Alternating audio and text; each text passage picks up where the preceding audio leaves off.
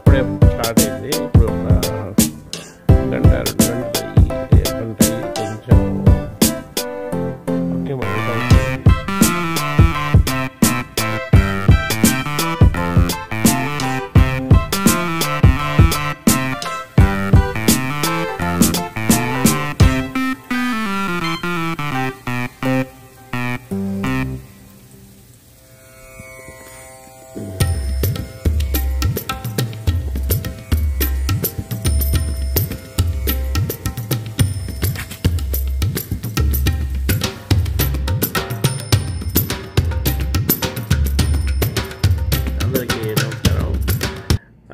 ఈరోజు మనం game changer cinema గురించి మాట్లాడుకుందాం.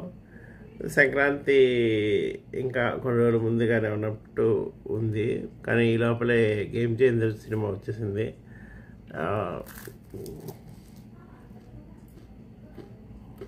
అలాగే అరిసెలు కూడా అనమాట.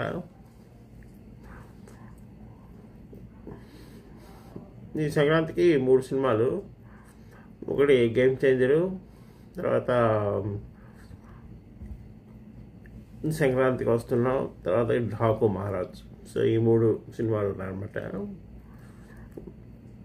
సో వీటిల్లో ముందుగా మన Dil Raju, Shankar, Ram Charan cinema Game Changer వచ్చేసింది. గేమ్ చేంజర్ ఇది లాస్ట్ ఇయర్ రావాల్సింది, ఎప్పటి నుంచో నాడుతూ సినిమా కూడా మధ్యలో వస్తూ, ఈ మధ్యలో భారతీయుడు వచ్చేసి సినిమా రేట్ అయింది. బాగానే భారతీయుడు హిట్ అయిందంటే భారతీయుడు డిజాస్టర్. దాని మీద చూసి ఈసారి గేమ్ చేంజర్ కూడా అలాగే అవుతుందని చెప్పి చాలామందికి హోప్స్ లేవు. నాకు కూడా అలాగే ఉండింది. సో నేను కూడా లో ఎక్స్పెక్టేషన్స్తో వెళ్ళాను సినిమాకి. కాకపోతే సినిమాలో స్టారింగ్ బాగానే ఉంది. పెద్ద పెద్ద హీరోలు అంటే సముద్రఖని, ఎస్.జే. సూర్య, శ్రీకాంత్, అంజలి, మన రామ్ చరణ్, ఇలాగా మళ్ళీ కియారా అద్వానీ. సో ఇలాగా మంచి మంచి స్టారింగ్ ఉండేసరికి కొంచెం బాగానే, అంటే వాళ్ళ కోసం అంటే ఏదో ఒకటి స్టోరీ ఉండాలి కదా అని చెప్పి అనుకున్నాము. సరే, గేమ్ చేంజరు సినిమా రిలీజ్ రోజుకి మా ఊర్లో స్నో అనమాట. యూజువల్గా టెక్సస్లో సంవత్సరానికి ఒకసారి పడుతూ ఉంటుంది జనవరిలో. అదే రోజు మన గేమ్ చేంజర్ రిలీజ్ కూడా. సో నేను కూడా ఈ కొత్త సంవత్సరం సినిమాలు, ఈ హడావుడి, ప్రీమియర్లు, గొడవలు ఇవన్నీ కొంచెం తగ్గించేసి రిలాక్స్గా వెళ్దామని అనుకున్నా. బట్ ఆ సమయానికి మళ్ళీ ఆవేశం ఆపుకోలేకపోయాను, ఇంద్రియాలని కంట్రోల్ చేసుకోలేకపోయాను ఇంకా. సో మళ్ళీ గేమ్ చేంజర్ సినిమాకి టికెట్ కొనేసి బయలుదేరాను. సినిమా కూడా అరగంట మొదలైన అరగంట దాటిపోయినా కానీ స్టార్ట్ అవ్వాల. 12:45కి మొదలవలసిన సినిమా అనమాట. 1:15 అలాగే మొదలైంది.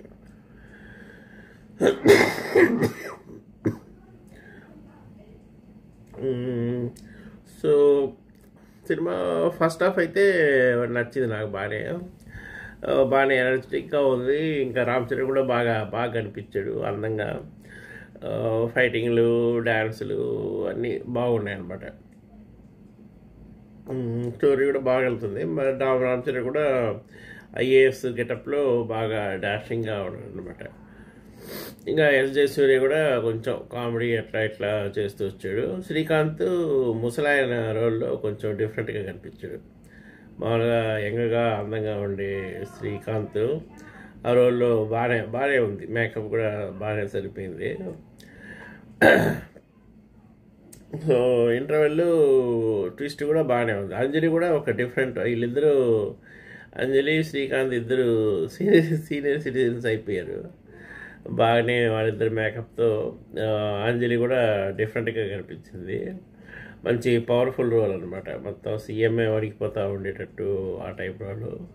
సో వీళ్ళిద్దరికి ఏదో పెద్ద బ్యాక్ డ్రాప్ ఉంది ఫ్లాష్ బ్యాక్లో అని చెప్పి మనకు కూడా అనిపిస్తుంది. సో ఆ ఇంటర్వెల్ వచ్చేసరికి మంచి ట్విస్ట్తో మొదలవుద్ది. తర్వాత అదే ఇంటర్వెల్ వరకు అయితే నాకు బాగా నచ్చింది. ఇంటర్వెల్ తర్వాత ఇంకా వీళ్ళంతా సినిమాకు అదే మన ఎస్జే సూర్య కూడా వాళ్ళ కొడుకు కూడా సీఎం అవ్వాలని చెప్పి చూస్తూ ఉంటాడు. ఇక వాళ్ళ నామినేషన్ క్యాన్సిల్, అది కొంచెం రొటీనే. అంటే రొటీన్ అంటే ఇంకా పెద్ద స్టోరీ ఉండదు. అంటే అతను ఎలాగో సీఎం అవ్వడం తెలుసు మనకి. సో ఇంక ఇతను ఫ్లాష్ బ్యాక్ అది బాగానే ఉంది. సో అక్కడి నుంచి అంతా కొంచెం రొటీన్గానే ఉంటుంది స్టోరీ. సో బేసిక్గా ఇక్కడే శంకర్ కూడా ఫెయిల్ అవుతూ వస్తూ ఉన్నాడు. మళ్ళీ ఈసారి కూడా ఈ మార్చిలో ఫెయిల్ అయినట్టే అనమాట. మళ్ళీ సెప్టెంబర్ బ్యాచ్ టైపు.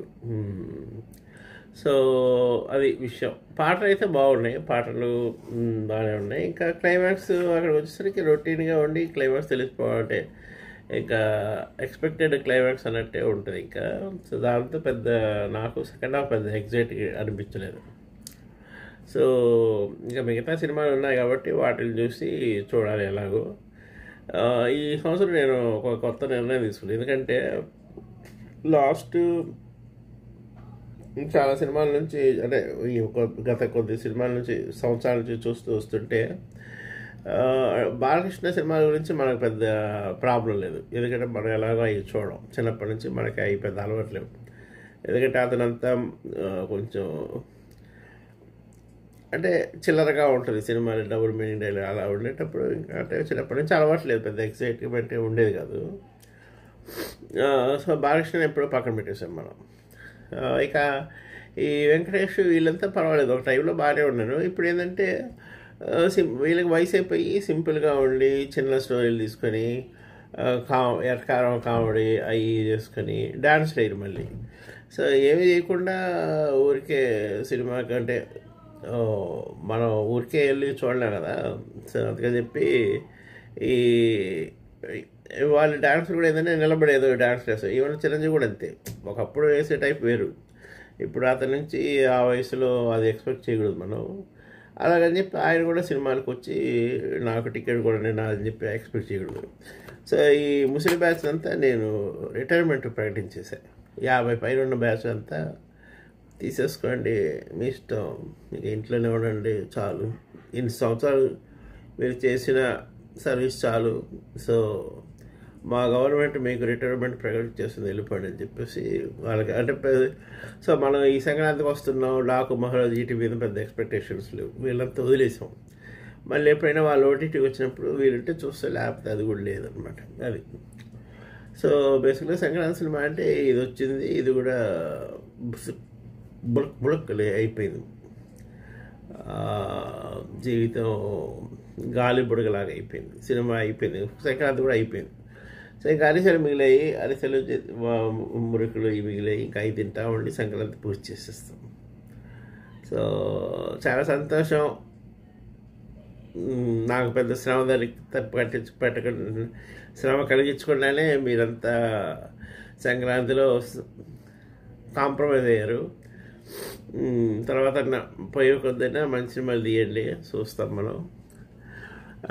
ఇక ఓటీటీలో కొన్ని సినిమాలు వచ్చాయి ఇప్పుడు ఈ వారం. సబర్మతి రిపోర్టు, మళ్ళీ సూక్ష్మదర్శిని, ఇట్లా. సో అవి చూస్తూ ఉన్నాం, మళ్ళీ తర్వాత చూద్దాం మనం. చూస్తూనే ఉండండి. మన కొత్త సంవత్సరం సంక్రాంతికి వచ్చినటువంటి గేమ్ చేంజరు. గేమ్ చేంజ్ చేయలేకపోయాడు, బట్ కొందరికి ఎంటర్టైన్మెంట్ ఒకసారి చూడొచ్చు, అది చూడకపోయినా పర్వాలేదు. సంతోషం. కలుస్తూ ఉందాం మనం మళ్ళీ తర్వాత పండగలలో, తర్వాత ప్రయాణాలలో.